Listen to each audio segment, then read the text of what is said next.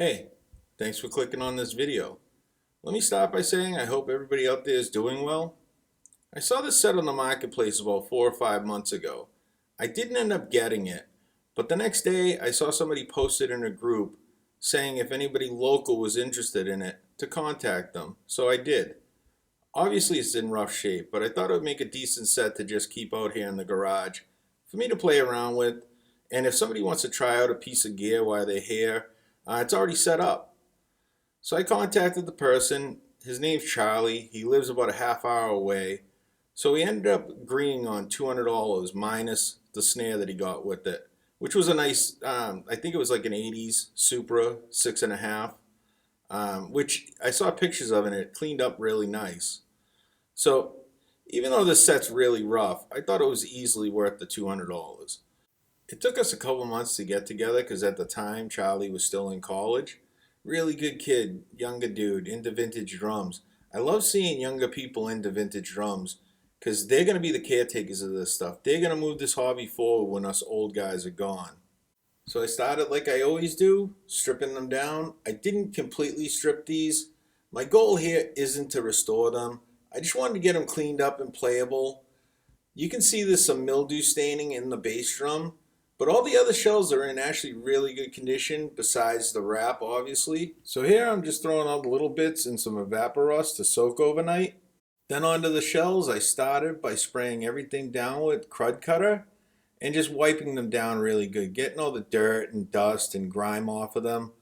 Judging by the rust, I imagine he sat in some of these basements for a really long time. Then I followed that up with some Rust-Oleum rust remover. I've had this little bottle kicking around for years and I don't think I've ever tried it. It actually works pretty decent.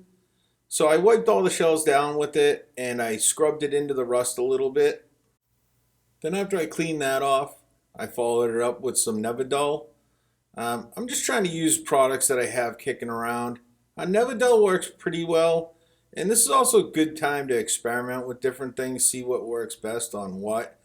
I've had good luck with Neverdull before on just polishing up chrome and everything like that, but I've never really tried it on something this bad. And after the Neverdull, I went back with a microfiber cloth. Now onto the floor tom, which was by far the worst of all of them. I already wiped this down with Crud Cutter, so I'm following that up with the Rust-Oleum rust remover I used earlier. This time I worked it into all the nooks and crannies with a brush. I think it did help. And again, my goal isn't to completely restore this set. It's far too gone for that. But just to get it clean again, and so when you're grabbing it, you're not getting rust-colored dust and dirt all over your hands. And just make it playable again. So as you can see, it did get a good amount of the rust off. It's still pitted and ugly, but that doesn't affect the sound or playability. So again, I just went back over that with some Neverdull and a microfiber cloth. Got it all cleaned up. For the toms, I just sprayed them down with Crud Cutter, got all the dirt off of them, and then I followed that up with some Turtle Wax chrome polish with built-in rust remover.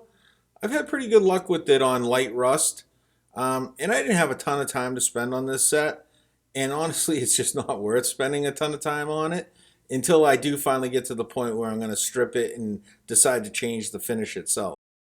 So here it is in all its glory. Far from perfect, but again, that wasn't the goal. I just wanted to have a set out here in case I felt like sitting down and playing for a little bit, or mainly for people that come over and they want to buy a cymbal or a snare. They have a set to sit down at with it and really get a feel for what it's like. There's tons of pitting, tons of scratches. The chrome's still a little hazy. I didn't bother with an electric polisher. I don't think the juice would have been worth the squeeze. This is just basically a practice set. And it'd be a really good practice set for somebody. These drums are immensely heavy though. Between the steel wrap, the rivets, and the 6-ply shells, I don't even know what that bass drum weighs, but it's a backbreaker. With the 6-ply shells, the riveted seams, and the rounded corner blue and olive badges, I'm going to guess this set's probably 1982 or 83, and it's probably been in this guy's basement since then. But anyways, thanks to all my subscribers. If you like this content, please like, subscribe, and share. I really appreciate it. Thanks everyone.